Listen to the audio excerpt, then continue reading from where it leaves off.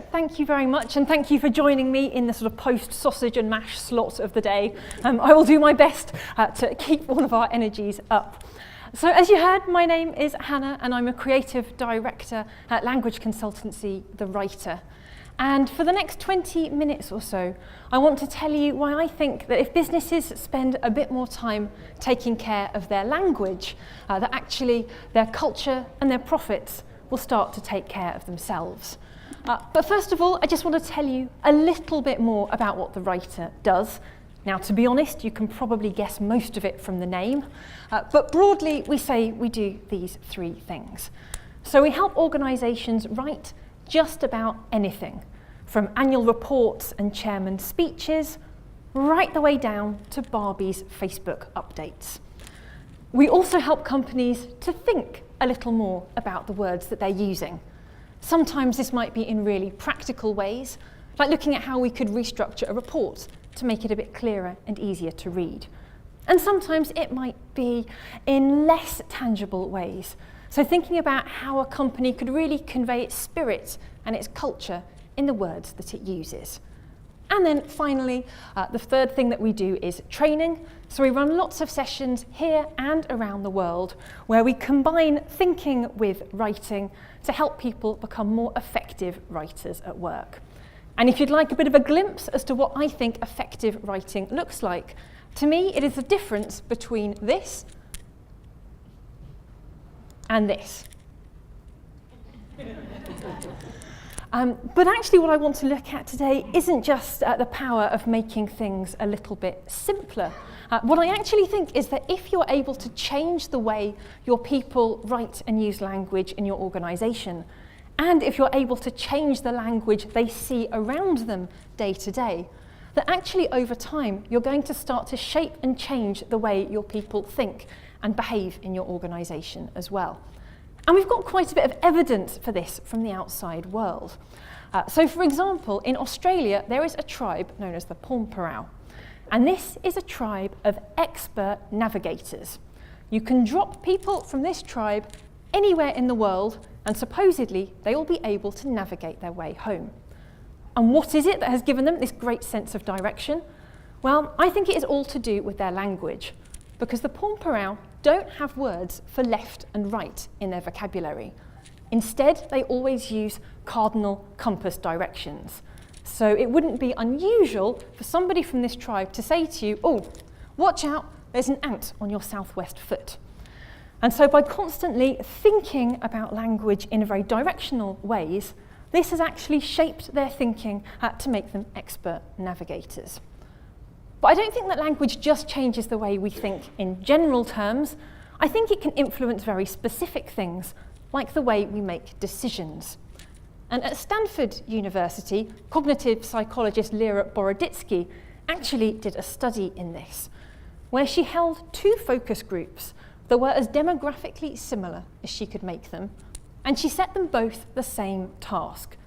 How would you come up with solutions to beat crime on the city streets? Everything about the brief was identical for both groups, except for the metaphor she used to describe the crime. For the first group, she said that crime was like a virus spreading through the city. For the second group, she said that crime was like a wild beast tearing through the city. And I'd just like you to think for a moment that if you'd been in one of those focus groups, how those metaphors might have affected your own solutions. Because broadly, what Boroditsky found was that the group who had had crime described to them in quite scientific terms came up with quite scientific solutions. They were very keen on getting to root causes. Whereas the group who had crime described as a wild beast wanted much tougher line measures. They wanted to lock up the criminals and throw away the key. And clearly, it was the metaphors there that helped shape that thinking. Now, we often find ourselves using metaphors day to day at work, sometimes consciously, sometimes not. And I think that metaphors actually have the power not just to shape our decision making, but to shape our sense of identity. Hotel chain Ritz-Carlton has this motto for their employees that I really rather like. We are ladies and gentlemen serving ladies and gentlemen. every time I read this, I feel a need to just stand up a little bit straighter, put my shoulders back, and start to behave like a lady who might be serving ladies and gentlemen. So you can see how this fits nicely with the culture of a 5-star establishment. Let's contrast this with the language of Enron, corrupt commodities company that went bankrupt and whose leaders were all jailed for fraud. Now, they didn't have an official motto as such, but anecdotally we know that the people who worked at Enron described themselves as guys with spikes. And I think it's easy to see that if you think of yourself as a guy with a spike, you're probably going to make slightly different business decisions to a lady or gentleman serving ladies and gentlemen. So languaging, I think, is important because it shapes the way that we think. It shapes the way that we make decisions, and it can shape our collective identity. Throughout this talk, because I think that when you've worked in an organisation for a number of years, it can be quite difficult to really determine what your culture is like. I'm going to try and give you a few clues and things to think about. So my first would be actually, how would your people describe themselves? If you go back into the office tomorrow, just listen out for the metaphors people are using. Do they reinforce your mission and the direction that you're going in, or perhaps create some less healthier assumptions? I really care about language. I talk about language every day and its effects. And because I've really spent my life caring about the languages that businesses use, it's why I get so distressed when I think that companies are perhaps just not thinking enough about their messages. Because I really do believe that careless language kills cultures, or if not kills them completely, at least seriously undermines them. And when I'm talking about culture today, I'm going fairly old school in my definition, and I'm using Edgar Schein's model from the 1980s, where he said that culture was a combination of these 3 things. Now, I realise that artefacts could be your soft furnishings, they could be the things that people are wearing. Obviously, from my perspective, when I think about artefacts, I'm interested in the written ones, the books on the shelves, the signs on the walls, the emails that you send out. Culture is also made up of values, not just your values words, but your values and mission statements, purpose documents, and so on, anything that really articulates your direction. And then finally, assumptions.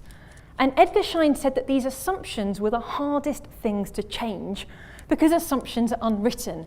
It's just this sort of unconscious underlying assumption that we're all going to act in a particular way. But I'd like to challenge this thinking ever so slightly today, because Schein said that artefacts were easy to change and that assumptions were hard. I think maybe artefacts were not quite as easy to change as we first thought, but that if we do pay a bit more care and attention to the language in our artefacts, we may also be able to start influencing people's assumptions day to day. It's very interesting, though, to see the kinds of assumptions that people might be forming quite unintentionally by messages that maybe, as a regulated or health and safety conscious organisation, you felt that you simply have to have on your walls. I'm thinking about messages like these that might appear in some office bathrooms. So employees must wash hands before returning to work. Or signs that take this a step further and say, well, how to wash your hands in full step-by-step instructions. Now, I'd just like you to imagine that if the only signage you have in your offices are signs giving people step-by-step instructions for doing things that should be blindingly obvious to them, that this might have a knock-on effect on an assumption level. In fact, the assumption I get from this is, maybe you as my employer don't quite trust me to do the right thing. That's why you're spelling it out. And if you don't trust me, maybe I won't bother. Maybe I'll just take a step back and let you feed me the information about what I should be doing. Now, these messages are the type that may be a permanent fixture in your office. But I'm also interested in the more fleeting messages that come and go over the months, which I think still have the power to really influence how we feel. A few years ago, I worked for quite a large creative agency. And we as a team had been really burning the midnight oil on a pitch that we desperately wanted to win. Unfortunately, we didn't win the pitch. And the day after we got the news, one of the leadership team visited our floor and decided to put his own notice up on our team notice board. And this is what he wrote. Eventually, hard work will defeat talent. I don't know how many of you work with creative teams day in, day out. If you do, you'll know that we're highly strung types who like to think of ourselves as being incredibly talented and incredibly creative. But the assumptions that I took from this message were really the opposite. I thought, do you know what? You, my employer, think I'm just here to churn out work. You don't think I'm talented. And if you don't think I'm talented, then do you know what? Maybe I just won't bother. So I know it's hard to really understand or articulate what your culture is about when you're within it. But my second thing for you to look out for when you go back to your offices tomorrow is to pay a bit more attention to the writing that is literally on the walls and ask what your signs are saying about your business. But I'm not just interested in signage. I'm pretty interested in memos, emails, comms like that, which also has the power to either reinforce or undermine where you're going. Often I think companies particularly struggle with internal memos when the chips are down and they've got bad news to share. A few years back, large pharmaceutical company Merck was slammed when it was making a large number of redundancies. But it wasn't the redundancies themselves that got them into the press. Rather, it was the writer's complete inability to be straightforward with the employees and say the words, "I'm really sorry, but some of you are at risk of losing your jobs." And instead of just saying that in a straightforward way, here are a few of the phrases that the writer or writers of that memo used. We're reducing our expense base, managing our expense base. Vacancy management came up, as did restructuring, removing more open positions, necessary actions. We cannot promise the avoidance of such activities that will remain nameless. Restructuring exercise, affected employees, the people who are directly affected, and changing our underlying operations. I think this is damaging on all kinds of levels.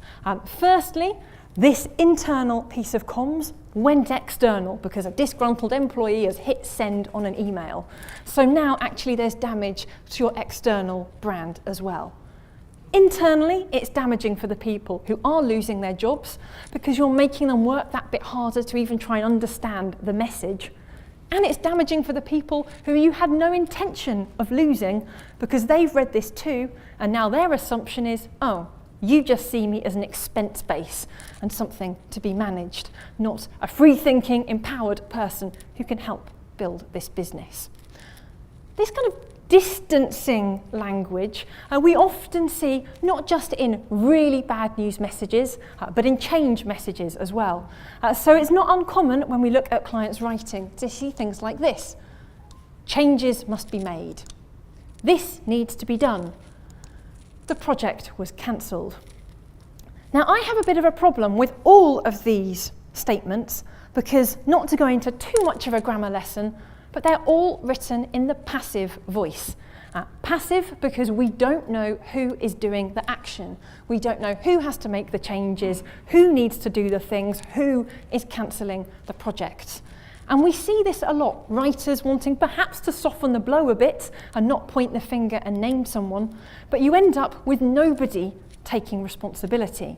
And on an assumptions level, what does this mean? Well, I start thinking maybe I don't need to take any responsibility. Maybe I don't need to do anything. When you go back to your offices, if you're not sure if your language is active or passive, we have a test for it that we call the by robots test, which simply means if you read out a sentence and you can add the words by robots to the end of it and it makes some weird kind of sense, you're using the passive voice. As an example, Bob Marley would have failed the by robots test if he had sung "The Sheriff Was Shot," because although unlikely, it could have been done by robots. Luckily, this is not what he sang, and he passed the test by saying, "I shot the sheriff." So when you're back in your organisations tomorrow, Have a fresh look at some of your writing and see, would it pass the Buy Robots test? Are we encouraging people to take responsibility for things? So far I have looked very much at the language of artifacts. I would just like to spend the last few minutes also looking at the language of our values, because here I think that organisations fall down because many simply fail to tell a simple story.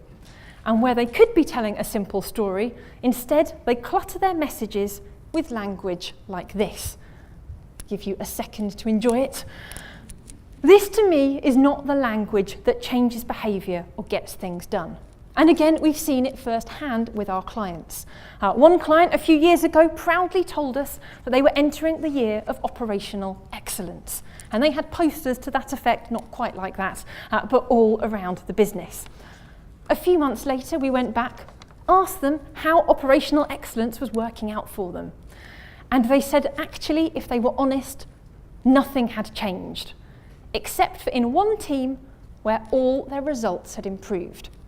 They went to the manager of that team and said, all right then, what is it that you're doing that we're not? And the manager said, well, I took down all of those posters for a start, and now once a week I have a meeting with my team called Doing Our Everyday Things Better. And in that meeting, she would ask each person, what thing can you do better this week? So she made it clear, concrete, and really personal. And often it is at the point when our language should be working the hardest for us that we find ourselves slipping into corporate speak. And all too many mission statements end up sounding like this. I don't know if anyone would like to guess whose mission statement this is. Our goal is to efficiently facilitate world-class intellectual capital that we may improve our long-term ability to manage emerging user communities. Any ideas? It's not Facebook. Actually, it was auto-generated from a mission statement, auto-generated that I found on Google. But the fact that any of us could even start to think, oh, it sounds a bit like this organisation or that organisation, says something pretty worrying about the language of mission statements. We want our language to be unique to us, to give people a reason to want to be part of our culture. I've shown quite a few examples of people getting it wrong. And if you want to look at people getting it right, I think that Google does it very nicely. So their mission, quite simply, says this. We want to organise the world's information and make it universally accessible and useful, setting a clear brief to all their people. If you're not sure if your words are doing that, see if they pass the Kennedy test. I'm sure many of you have heard the story of President Kennedy in the 60s visiting NASA, bumping into a janitor who'd just finished his shift and asking him, oh, what is it that you do for your company, for NASA? And the janitor said, I'm helping put a man on the moon. When you go back to your offices tomorrow, ask yourself, if I talk to my receptionist, to my newest recruit, to my longest serving hire, could they articulate what we stand for and show that they're motivated by it as clearly as this? I am pretty much running out of time. I'm just going to show you very quickly some other nice examples that you can take away and think about. One, I would follow the advice of Laszlo Bock, former Senior Vice President of People at Google, when he says, treat your people like owners instead of machines. How can you do it? Mark Zuckerberg at Facebook does it with messages like this, empowering statements that line the walls of Facebook. Luxury fashion brand Nordstrom does it by giving their employees a rule book when they join. Might not sound that empowering until you read the rules. Tech company NetApp has applied the same thinking to their expenses policy. Now, if you want to look at it, you don't have to wade through 12 pages, you just read this. And by the way, when they made the change, nobody started abusing the system. People still made a very similar level of expenses claims, and now they felt more positive. How does all of this tie into your profits? Well, if your language is more empowering, and if your processes support it, you will see an increase in productivity. And I'm getting the end sign really flashed up quite a lot. Nike did this in Mexico. 2 t-shirt plants. Plant A, empowered. People could make decisions. Plant B, strict rules to follow. Plant A made this many t-shirts a day to Plant B's. Plant A, people were paid more money for the more autonomous role. yet they produce their t-shirts more cheaply. Other studies have found that if you empower your people to make decisions, on average they will increase their productivity by 9%, and that the happiest employees will also stick with you. I have rushed through these last stats. If anybody would like the data beyond this session, please come and see me on the writer's stand. And a quick reminder of those clues then to look out for when you're back in your offices. Watch your metaphors. Are they reinforcing or undermining your culture? Be active, not passive in your language if you want people to do things. Cut the corporate speak and say things simply. And if in doubt, bring in a fresh pair of eyes. And if you need any help with that fresh pair of eyes, please come and talk to us at The Writer. We'd be only too happy to help. Thank you ever so much. Thank you, Hannah.